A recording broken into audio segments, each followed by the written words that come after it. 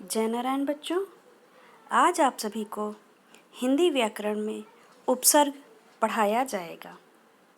उपसर्ग पढ़ाने से पहले हम व्याकरण में सबसे बेसिक कॉन्सेप्ट पे आएंगे। वर्ण। वर्ण क्या है? भाषा की सबसे छोटी इकाई। वर्णों से मिलकर शब्द बनते हैं और शब्दों से मिलकर वाक्य। तो यहाँ हम बात आएगी हमारी, हम इस पे क्यों चर्चा कर रहे हैं? क्योंकि यहाँ हमारा शब्दों का ही कार्य है और उपसर्ग में शब्द या शब्दांश बहुत महत्वपूर्ण होते हैं। उपसर्ग किसे कहते हैं? संस्कृत एवं संस्कृत भाषाओं में उस शब्दांश या अव्यय को उपसर्ग कहते हैं जो किसी शब्द के आरंभ में जुड़कर अर्थ में विशेषता ला दे या अर्थ ही बदल दे। अगर इसे हम एकदम सामान्य भाषा में कहें तो उपसर्ग वे शब्दांश हैं, शब्दांश का अर्थ है शब्द के टुकड़े, कि वे शब्दांश हैं जो किसी भी मूल शब्द में के पहले लगकर, पूर्व में जुड़ करके उस शब्द को एक नया अर्थ देते हैं या उसके अर्थ में चमत्कार उत्पन्न कर देते हैं या परिवर्तन ला देते हैं। उपसर्ग बना कैसे है?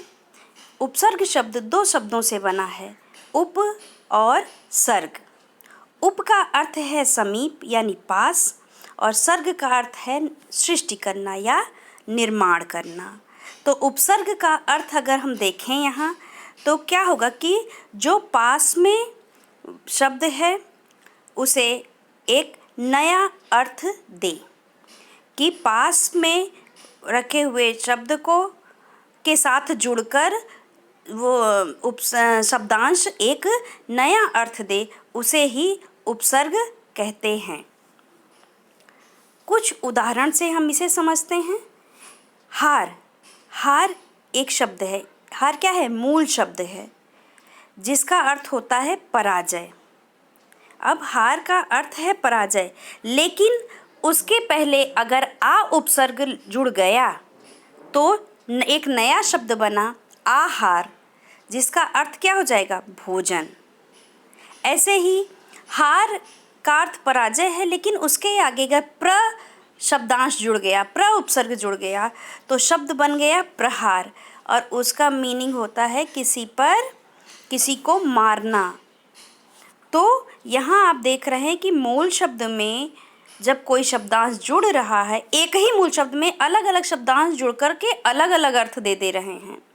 तो यहाँ क्या अर्थ है कि कोई भी उपसर्ग किसी भी शब्द से जुड़कर एक नया अर्थ देता है। उपसर्ग की 3 विशेषताएं बताई गई हैं। उपसर्ग जब लगता है किसी शब्द से तो क्या क्या चीज़ें होती हैं, ये आपको बताई गई 3 विशेषताएं। शब्द के अर्थ में नई विशेषता लाना, कि शब्द का जो मूल शब्द का जो अर्थ है उसमें एक विशेषता ला देना।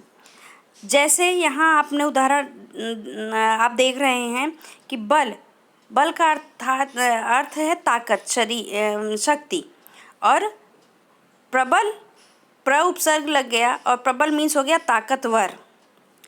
ऐसे ही शासन शब्द का अर्थ है किसी पर अधिकार करना, और अनुशासन का अर्थ हो गया कि एक विशेष प्रकार का शासन। दूसरा कार्य क्या है उपसर्ग का? शब्द के अर्थ को ही उलट देना, यानी शब्द के अर्थ को ही विपरीत अर्थ दे देना।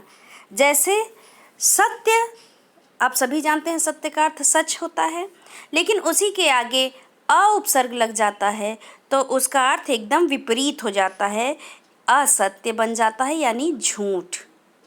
तो उपसर्ग का क्या कार्य है कि या तो शब्द के अर्थ में एक नई विशेषता लाता है या उसके शब्द को एकदम विपरीत अर्थ दे देता है उस शब्द के अर्थ को। तीसरी विशेषता क्या है? शब्द के अर्थ में कोई खास परिवर्तन न करके मूल शब्द जो है उसके अर्थ के इर्द गिर्द ही अर्थ प्रदान करता है। यहाँ अगर हम सरल भाषा में समझना चाहें तो मूल शब्द का जो अर्थ है उस अर्थ में कोई विशेष परिवर्तन नहीं होता है। शब्दांश के जुड़ने के बाद उस शब्द में बस थोड़ा बहुत परिवर्तन होकर रह जाता है। जैसे शुद्ध का अर्थ भी शुद्ध ही होता है एकदम, और विशुद्ध का अर्थ भी शुद्ध ही होगा, कोई उसमें बहुत परिवर्तन नहीं होगा।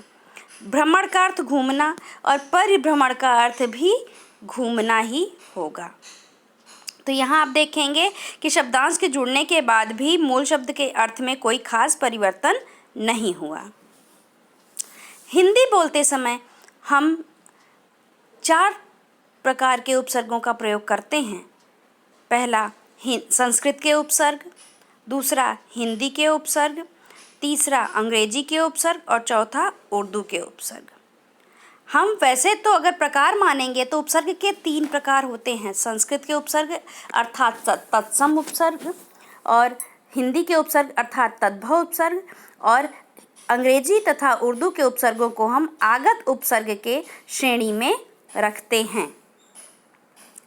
तो हम आज सबसे पहले पढ़ेंगे संस्कृत के कुछ उपसर्ग, उनके अर्थ की वो उपसर्ग किस अर्थ में प्रयोग होते हैं तथा कुछ उदाहरण। जैसा कि आपको बताया गया कि संस्कृत में 22 उपसर्ग हैं, जिनमें से कुछ उपसर्गों का उदाहरण यहाँ दिया गया है। अति, अति उपसर्ग अधिक के अर्थ में लगता है, ऊपर के अर्थ में लगता है और उस पार के अर्थ में लगता है। और अति उपसर्ग लगा के कुछ शब्द बने हैं। अतिकाल, अतिरिक्त, अत्याचार, अतिशय, अत्यंत, अत्युक्ति। यहाँ अतिक्रमण होगा, टाइपिंग में एरर है, अतिक्रमण शब्द। अधि उपसर्ग ऊपर या श्रेष्ठ के अर्थ में लगता है, जैसे अधिराज, अध्यात्म, अधिकरण, अधिकार, अध्यक्ष, अधिपति इत्यादि। अप उपसर्ग बुरे के अर्थ में, अभाव के अर्थ में, हीनता के अर्थ में या विरुद्ध के अर्थ में लगता है। तो उससे अप शब्द उपसर्ग लगा के कौन कौन से शब्द बने? अपमान, अपशब्द, अपकीर्ति, अपराध, अपहरण, अपव्यय, अपवाद आदि। अनुपसर्ग पीछे, समानता, क्रम या पश्चात के अर्थ में प्रयोग होता है, जैसे अनुज। अनु उपसर्ग लगा के क्या बना? अनुज। अनु यानी पीछे के अर्थ में यहाँ लगा है कि पीछे जन्म लेने वाला, मतलब पीछे जन्म लेने वाला यानी छोटा, तो छोटा भाई। अनुचर यानी पीछे चलने वाला।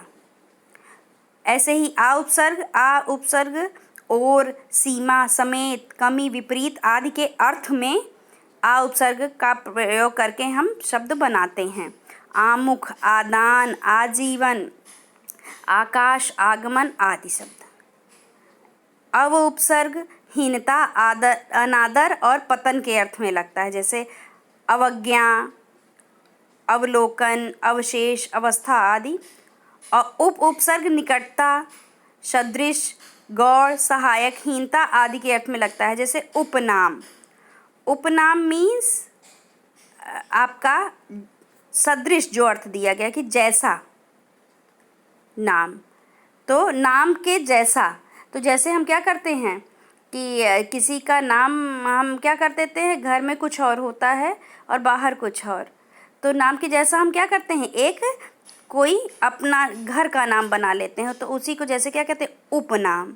जैसे घर में बाहर किसी का नाम राहुल है और घर में उसे क्या कहते हैं, मुन्ना या पप्पू कह दें, तो क्या है, वह उसका उपनाम होगा कि नाम के जैसा ही एक और नाम।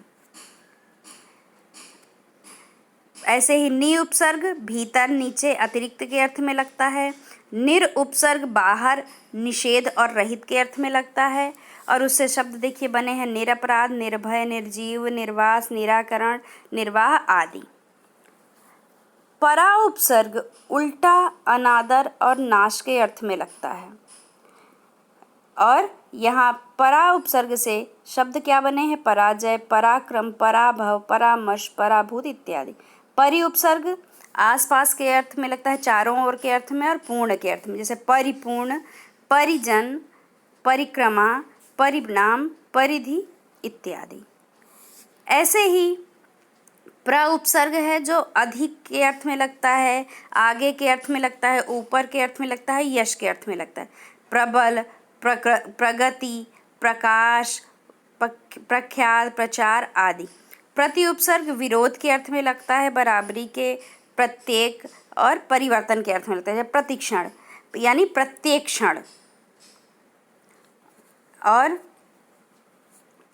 सुउपसर्ग, सुउपसर्ग सुखी के अर्थ में, अच्छा भाव के अर्थ में, या सहज या सुंदर के अर्थ में। जैसे सुवास यानी सुंदर वास, सुदूर, सुकृत, सुगम, सुलभ, स्वागत, सुयश, सुभाषित इत्यादि शब्द बने हैं।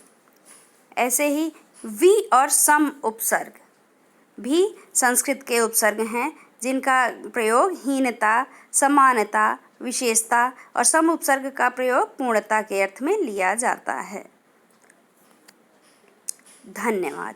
यहाँ आपको संस्कृत के सारे उपसर्गों के विषय में बताया गया। अब आगे के भाग 2 में हम हिंदी के उपसर्ग व आगत उपसर्ग के विषय में चर्चा करेंगे।